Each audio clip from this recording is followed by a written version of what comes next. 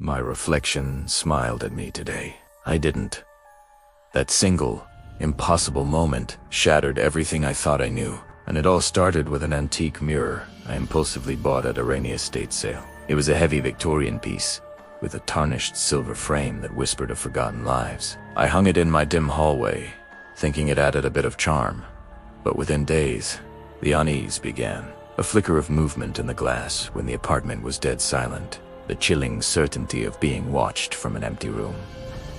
I blamed exhaustion, stress, the tricks of tired eyes. Until Tuesday night, I was standing there, adjusting my collar after a long shift, and my reflection just lingered. Its eyes stayed open a full second after I'd blinked, staring back with a calm detachment that wasn't mine. Then, slowly, deliberately, it tilted its head and offered a faint, knowing smile I had not made. Ice flooded my veins. I yanked a sheet over it, my hands shaking uncontrollably. But dawn revealed the fabric folded neatly on the floor beneath the glass, pristine and waiting. Panic became my shadow. I started digging into the mirror's history, uncovering whispers of Eleanor Vance, the reclusive widow who'd vanished from her creaking Victorian home decades ago. Local archives mentioned her sister's tragic drowning in 1947, with old neighbors claiming Eleanor had grown obsessed with the woman in the mirror right before her own death. Folklore called it a soul catcher. Superstition?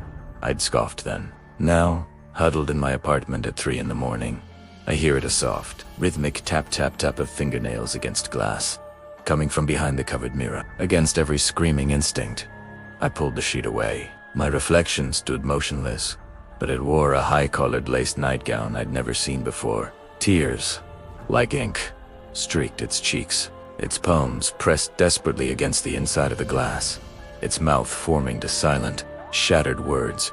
Help me, I haven't covered the mirror since. The boundary between our worlds is thinning. Yesterday, my reflection waved cheerfully as I left for work, a gesture I never made. I came home to find my front door unlocked, the air thick with the scent of rose water and old paper. Eleanor's perfume, according to the estate notes. This morning, a single, tarnished, silver hairpin rested on my pillow. Now, the reflections shift without me. The hallway behind my shoulder in the glass appears identical but is cloaked in an unnatural shadow. A faint figure stands where I stand, watching me watch it. Last night, the glass fogged over from the inside, and a dry, ancient voice whispered directly into my ear. Even though I stood alone, almost time, the room plunged 20 degrees. I tried to run, but my body locked, trapped in the gaze of the thing wearing my face. It leaned closer, its breath frosting the glass, and murmured with chilling pity, "Don't be afraid, you'll get used to the dark." The lights died, and in that suffocating blackness, the truth detonated in my chest. The reflection was never the prisoner.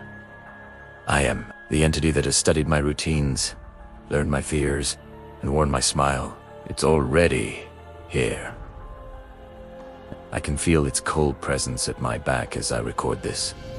So, don't check your own mirror after this. Don't glance at the dark glass of your phone screen, because if you see even the faintest flicker of movement where there shouldn't be, if your reflection holds your gaze just a heartbeat too long, it's already noticed you. And it's smiling. Don't look behind you, please. Just don't look.